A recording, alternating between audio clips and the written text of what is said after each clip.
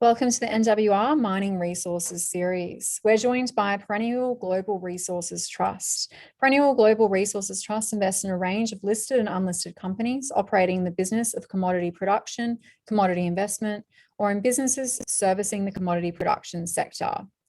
On the line today, we have Sam Berridge, who is from Perennial Global Resources Fund. Over to you, Sam. Thanks very much, Laura, and thanks everybody for dialing into this presentation today. I'm going to run through just a couple of topics which I think should be front of mind for resource investors in the trust at the moment. Key points are the points for the presentation there in front of you. It's amazing how quickly actually the things move in the market. I think Evergrande was probably front of mind for investors last week, but certainly that's been knocked off. Touched on sort of points 2, 3, and 4 are very much front of mind now, and probably moving as the sort of more preeminent macroeconomic considerations for asset allocators in assessing resources as an asset class.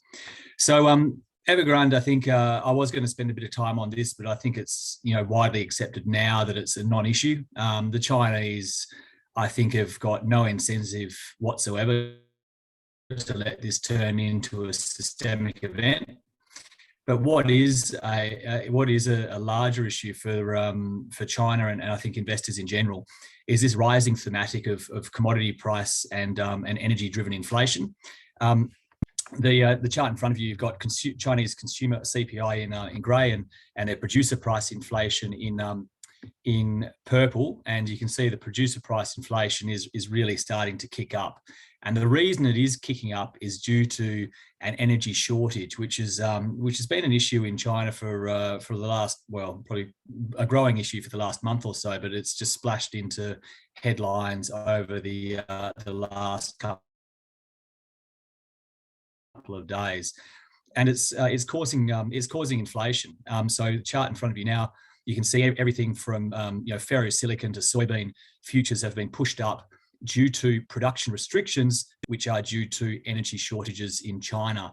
So just last week you saw the Chinese government banned crypto mining. I'd be willing to bet that's got nothing to do with crypto as an asset class per se, but it's got everything to do with how energy intensive crypto mining is, and the government certainly needs to drag power from wherever it can, just to make sure their people don't get cold through the winter. So, what are the reasons for this energy shortage? Well, I think it can be sort of boiled down to 2 key points. The first of which is that there's a coal shortage, and coal production has been limited due to a range of environmental restrictions and safety restrictions throughout China over a number of years. Lately, is that the local government ministers part of their KPI is to lower the energy intensity of their GDP growth. And being that GDP growth for this calendar year looks like it's in the bag, the energy intensity is now the focus for them. So energy intensive industries have been limited, but being that there's been such a huge demand in goods from the Western world, and China's obviously the key exporter here, you can put those two together, and it's creating shortages of goods, and that flows back up the line to this to a shortage of coal, and that's something that's not going to be easily addressed, I don't think. But all this is sort of leading to inflation, and prior to this energy crisis, in economic theme that was causing angst amongst asset allocators across the world, and that's because. But inflation and energy do go hand in glove. So the 2 charts I've put up, I've got in front of you now, just shows the component of energy within inflation numbers, both for Europe on the left and obviously the US on the right. And we've come from a period of reasonably benign energy prices. I mean, the gas market in the US has been in oversupply for most of the last 10 years. Oil prices have been pretty benign once again due to oversupply of oil, thanks to the growth of the US shale industry. But these thematics are starting to reverse and probably be net contributors to inflation rather than detractors. And that's important for the resources trade overall. So, and it's summarized in this chart here. I'm sure many of you have seen this before. It's the Goldman Sachs Commodity Index divided by the S&P 500. And you can see for most of the last 10 years, from the GFC through to where we are today, commodities as an asset class have been underperforming. And that even includes, most of the last 2 years, which bounced some of these prices, some of these commodities have had. They're still, barely making a dent in the relative performance versus the wider market. But if we look at sort of, what causes or what could cause this rotation away from away from sort of equities to commodities, and I think the answer is inflation. So laying the US CPI in the thin purple line there over the top of the previous chart, you can see that, we had an oil crisis and inflation in the early 90s. And again, sort of leading up to the GFC, we had a steadily rise in inflation up to that point, during which oil hit $140 a barrel before eventually reversing in the wake of the GFC. Now, bring us to where we are today. We've had this huge tick up in CPI all around the world, but it's being ignored at the moment, and that's because we're cycling COVID comps from 2020. As we tick over to 2022, we start cycling comps from 2021, which are more normalized. And I think it's that point that the world will start to pay attention if these inflation readings remain higher than they would. I mean, they will come off a bit, but if they remain sort of elevated versus expectations, then I think this debate about transitory versus lingering inflation will change, because I think the consensus at the moment is that it is transitory. But if it turns out that no, it's going to be sticking around for a lot longer than we thought, then I think asset allocation towards commodities will strengthen, and certainly that'll be a tailwind for the equities in that space. But inflation, I suppose, is not just confined to the commodity sector. I mean, if we see inflation in sort of across a broader base of products, just to show how this is happening today, this left chart here is the US gas prices, which are absolutely soaring, but that's flowing into other products. So this headline towards the bottom left here, there was a producer highlighting that there was 10 days to fix this shortage of this food crisis, is born of the basis of that is found in the tick up in gas prices. And how that's working is that that CO2 shortage referred into the headline, that's the CO2 is required because they use it to stun chickens before slaughter, but they also use it in a lot of food packaging. The food manufacturers get the CO2 from the fertilizer because they can't make a profit with gas prices being as high as they are. So you can see how this, high energy prices are starting to trickle throughout the economy, certainly in Europe, but this is going to be happening around the world and start to push up prices sort of more across the board. Outside of goods, though, you need to keep an eye on wages, because certainly that's probably the most important component of the inflation thematic. Just recently, data out of the US showed quit rates are at the highest they've ever been. Now, this is a bit of a quandary, because unemployment in the US is still about 6.8%, yet people are quitting their jobs at the highest rate ever, particularly from lower paid jobs in leisure and hospitality, and employers are really struggling to find staff, and they're having to pay more to get those staff. Even recently, there was a headline out last week, I think, about how Amazon had dropped the requirement for drug testing for new staff because they're that desperate. They can't be that discriminatory anymore. So, this does certainly feel like this inflation thematic may have a few more legs to it than what consensus suggests at the moment. Now, if this inflation thematic is born out of the energy sector, that ties into this very sort of long dated and I think enduring theme of decarbonisation. Part of the reason why there's a shortage of coal around the world at the moment is that there's been very limited investment in new coal mines or replacing coal mines for a number of years now. These are depleting resources, same with oil, same with gas. And if you don't replace existing supply, eventually that supply will roll over, and it will roll over faster than demand for this for energy rolls over, because the renewable power generation, as quickly as it is being built, it is struggling to replace demand for dispatchable or carbon-based power. So, just an example of what a challenge decarbonisation presents and how big this thematic is. Some numbers running down the left-hand side there. Australia consumes about 1.1 million barrels of oil per day. These are 2019 numbers, so they don't have the COVID impacts in there, which hopefully will be short-lived.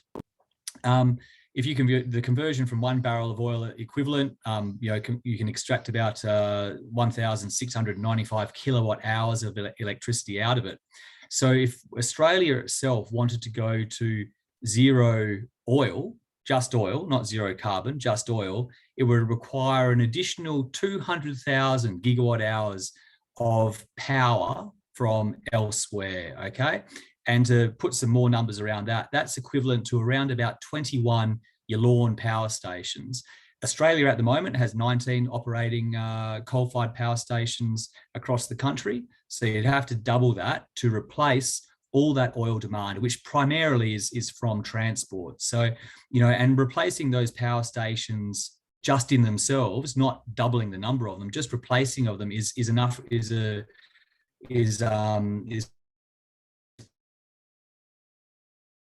proving to be a substantial challenge for the renewable sector in isolation,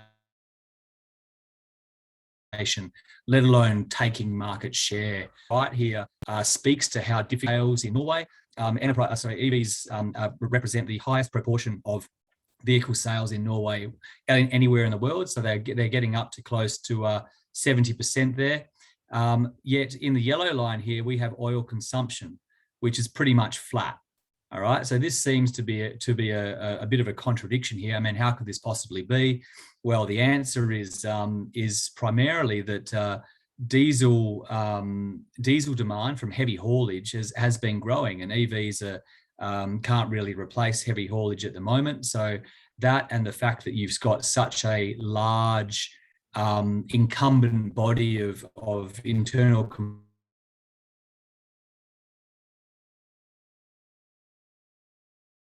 combustion engines, using petrol, in the vehicle fleet, it is taking quite a bit of time for this oil demand to roll over. So certainly, I suppose what the point I'm trying to make here is that this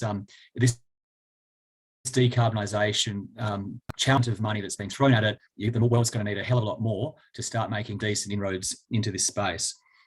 But it's not just the power generation you need to worry about here. A key point of the decarbonisation challenge, which is often overlooked, is the power storage, and this is part of the and this is speaks to part of the problem that Europe's having with gas prices, and obviously they've got pretty high coal prices over there as well. Is that the inability to store bulk power from renewables is a real challenge here. I mean, Germany had quite a calm summer. Wind generation was less than expected. Gas inventories are now depleted, and because they weren't able to store that excess power generated from wind and from solar, bring us forward to today, and things are looking a bit. The cupboard's looking a little bit bare in terms of where spare power generation capacity can come from. So again, some numbers just highlighting this point. In South Australia, we used to have the largest lithium, just pipped it, but that has been expanded in hours. So if you compare that to my power station du jour, which is Yallourn in Victoria once again, which has a 1,480 megawatts of generation capacity when it's running at full tilt. This battery in South Australia could cover or could produce an equivalent amount of power as Yallourn running at 100% for a total of 8 minutes. Okay, so these batteries need to be orders of magnitude bigger than what we've achieved to date. But then thinking about the cost of what these things are, the Hornsdale battery, I think, is best as I can ascertain, costs around about 100 million. That doesn't. There's some hidden costs there, including installation, which I think are omitted by that figure. But that's what I could find. If you then multiply that out to 24 hours of storage, you end up with a figure of $18 billion for battery storage to cover 20% of Victorian power supply for 24 hours. And whether that 24 hours is enough or not remains open to debate. But certainly what we're seeing in Europe at the moment suggests it needs to be longer rather than shorter. So that means the demand for batteries and the money that needs to be spent on them is substantial. And there's some huge numbers being thrown out already. And I think the world is just coming to terms with this now, that we've approached this decarbonisation challenge sort of in a back to front way. So, now, as power demand is starting to grow from EVs and also power generation from carbon energy is becoming a little bit more problematic because there's shortages of coal and gas, the focus on renewable power generation, the huge challenge of power storage and transmission people are becoming aware about how large this problem is, and that all then flows back to the mines. And the call on lithium, the call on nickel, the call on all the battery and new energy metals is going to be absolutely massive. And we're still, outside of lithium, we're probably still not really feeling that at the moment. Still, the biggest driver of nickel demand is stainless steel. It's not batteries. Similar for copper, batteries and storage remains very much at the margin, but that demand is coming, and it's going to be substantial. How substantial? Well, this chart, which has been around for a while now, Glencore put up in their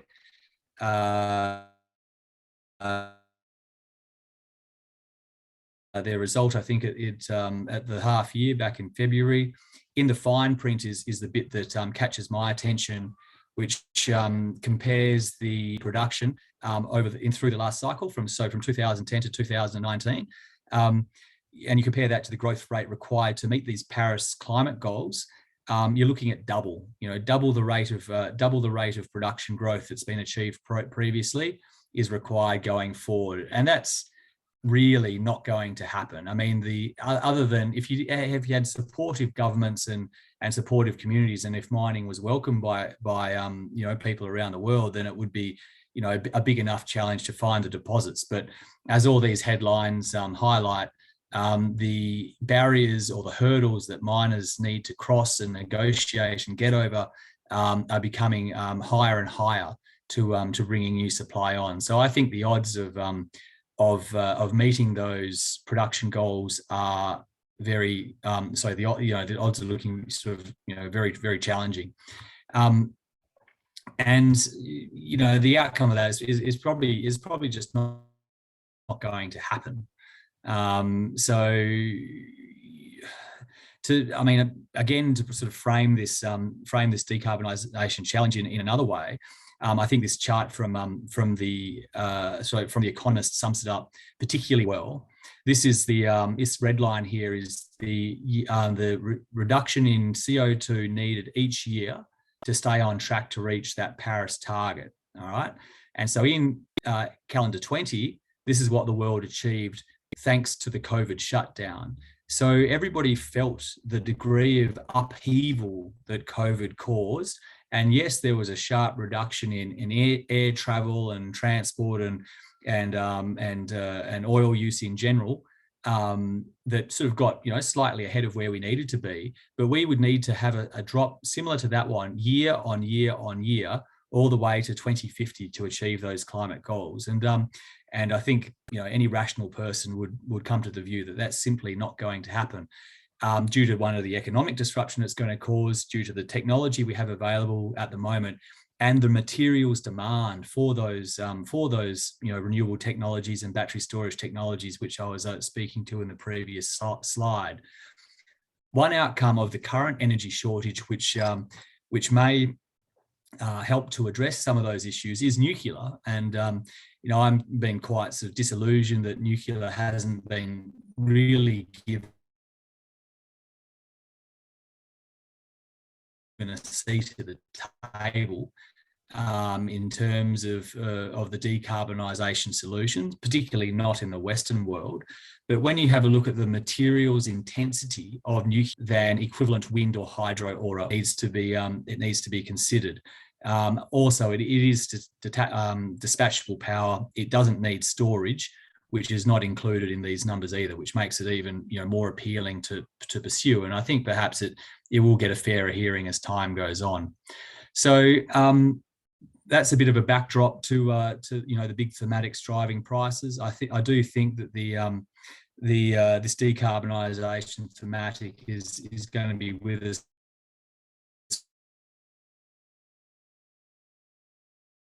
for quite some time. It's not going to be straightforward as the current sort of shortage of energy is throwing up, but we have roughly 40% of the global resource. We have exposures spread all across the world, as this chart highlights. These are some of our larger and more preferred positions, which I can speak to later on if anyone has questions about it.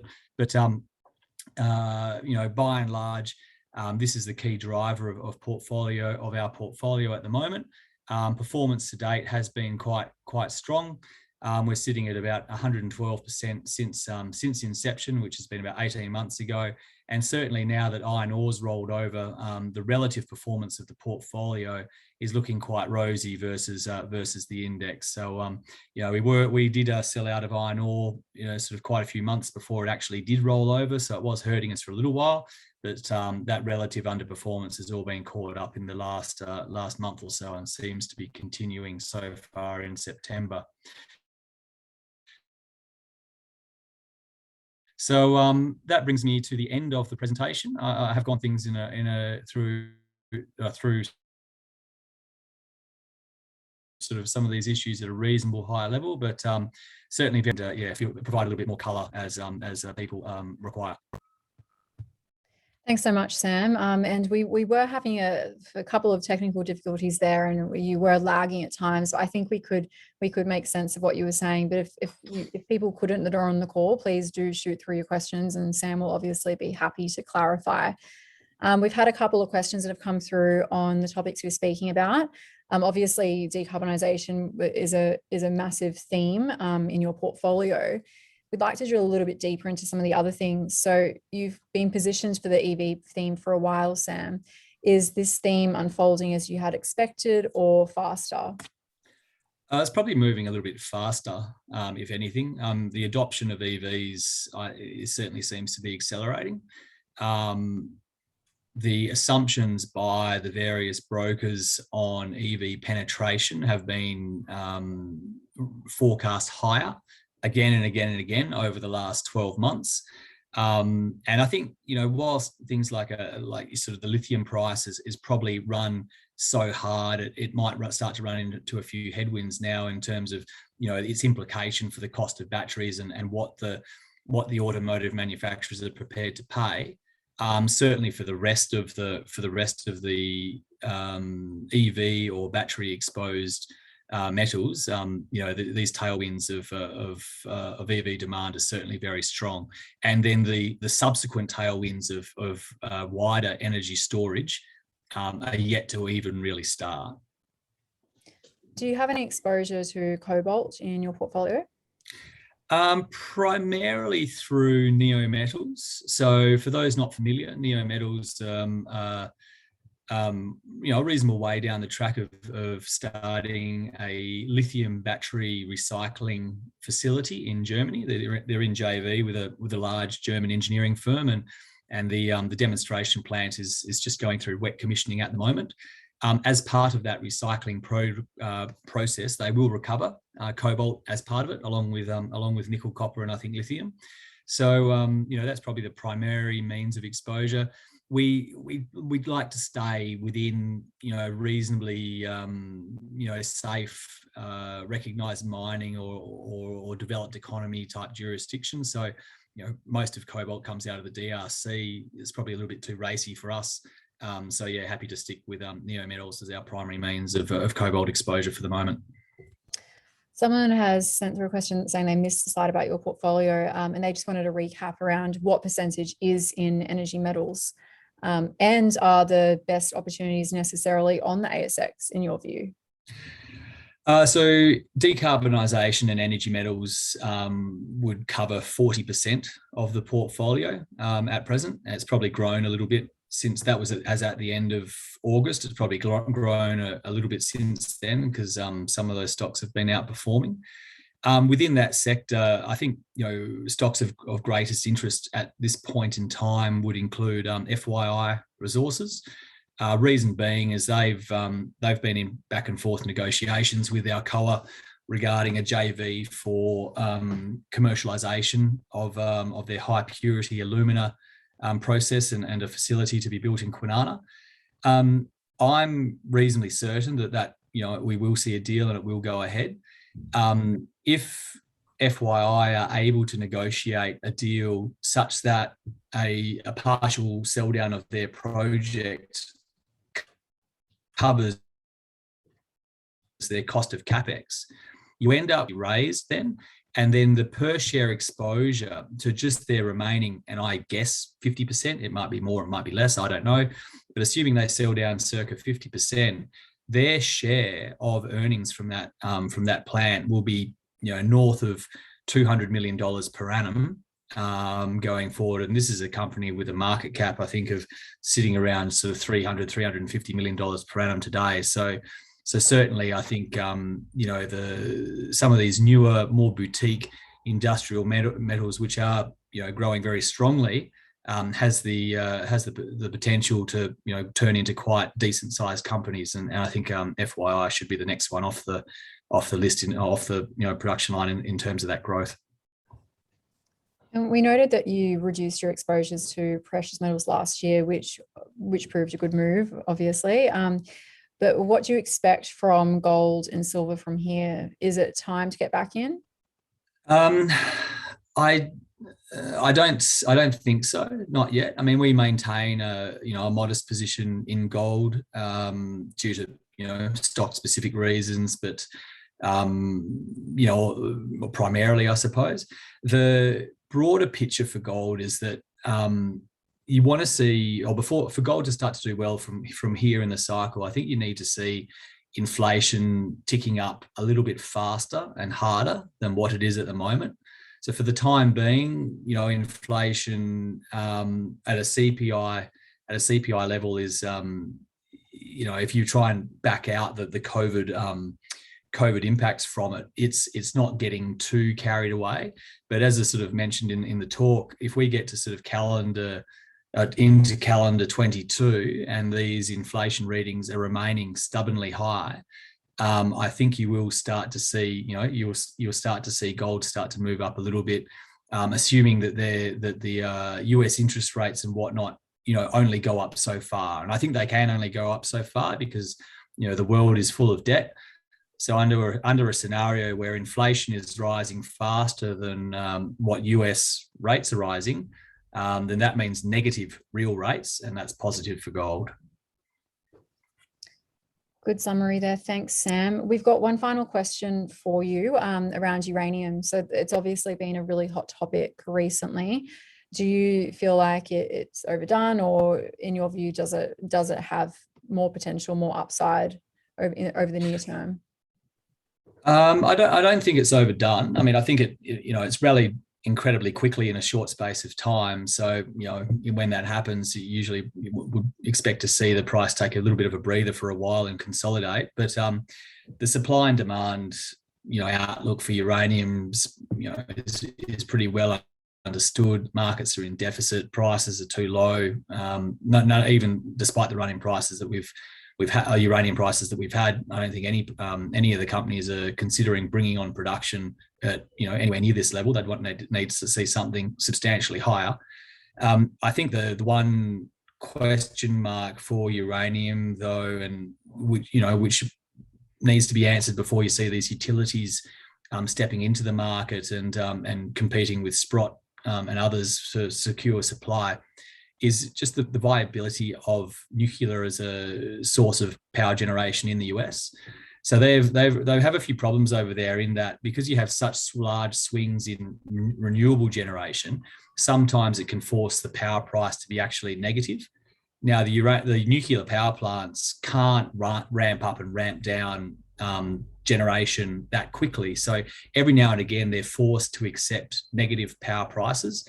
And obviously that's massively damaging for the financial viability of those plants. But you do need nuclear in the grid. You need dispatchable power in the grid.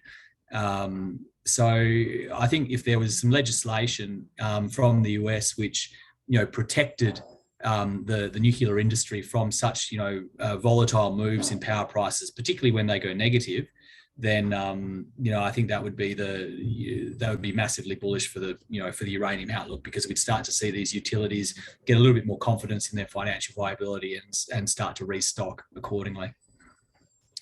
Great. Well, thank you so much for joining us today, Sam. And you covered a lot of topics there. Of course, if anyone missed anything because of the chopping in and out on Zoom, feel free to send through questions and we'll get Sam to get onto them at a later date.